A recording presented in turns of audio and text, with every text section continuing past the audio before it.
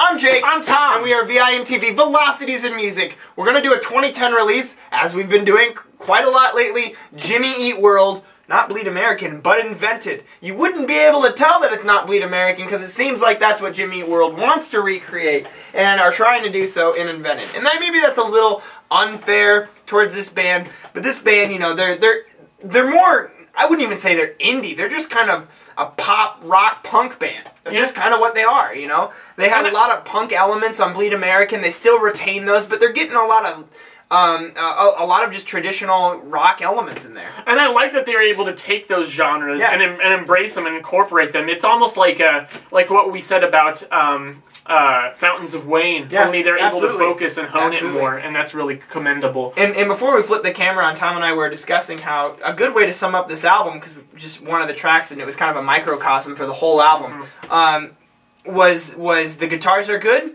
and the lyrics just kind of suck. That kind of sums up the whole album. We'll go into a little bit more detail about that, but I mean, other than that, I mean, one of the big criticisms I had about this album was that the lyrics just weren't up to par. You go back on... Yeah, they're just pretty generic rock lyrics.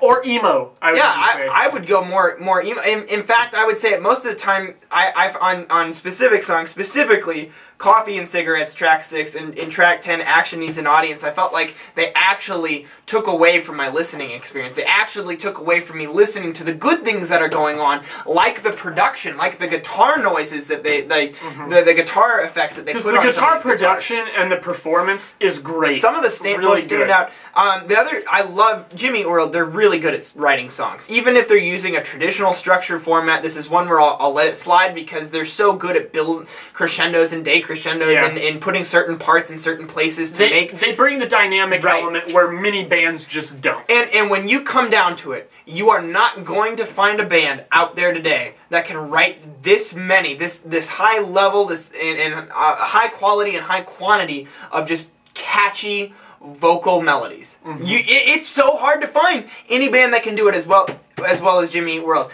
You will sing along to these songs just because that's what they are. Now, I felt like there are clear A-sides and clear B-sides. I got my A machines on the table, I got my B machines on the floor. And it just creates this displacement for me. But I don't know. How did you feel, Tom? I felt pretty similarly. Yeah? The thing is, about Jimmy Eat World, it's hard to say because just to put this out there, I liked this album better than their last one, Chase This Light, but I still don't like it as much as Clarity, Bleed American / self-titled, they kind of switched that around, or Futures.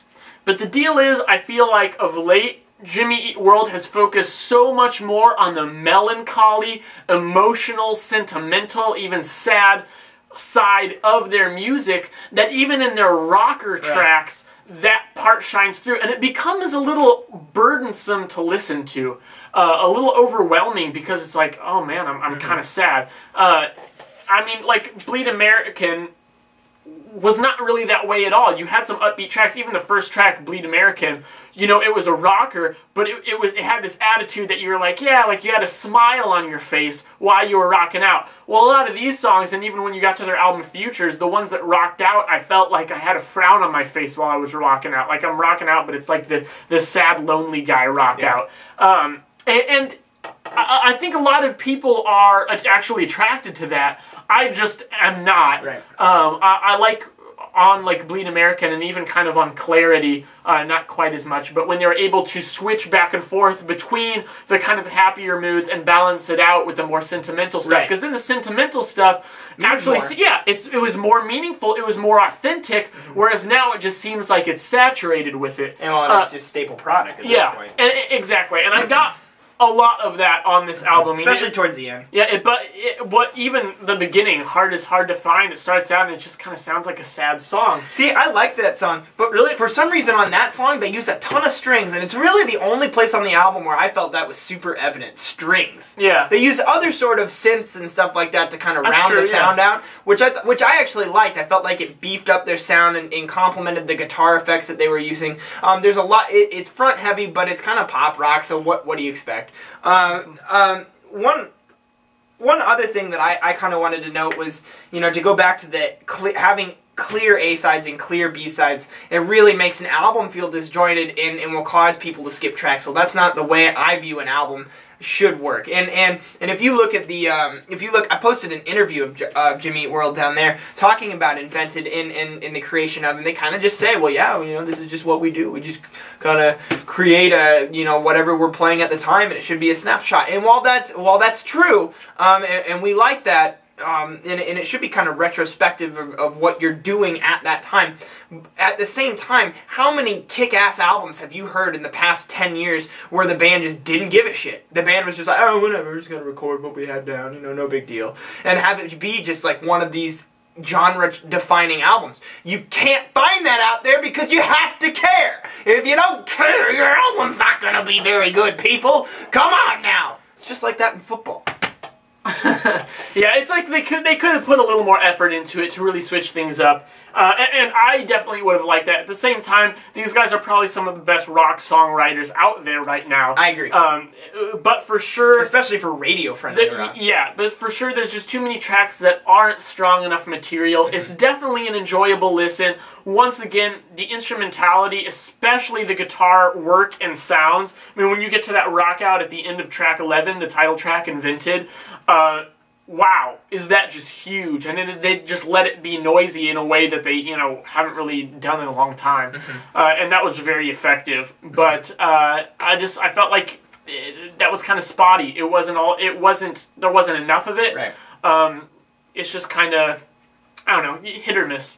There were several tracks on here I liked. Mm-hmm. These would be my clear A-side. I'm actually going to pick 4.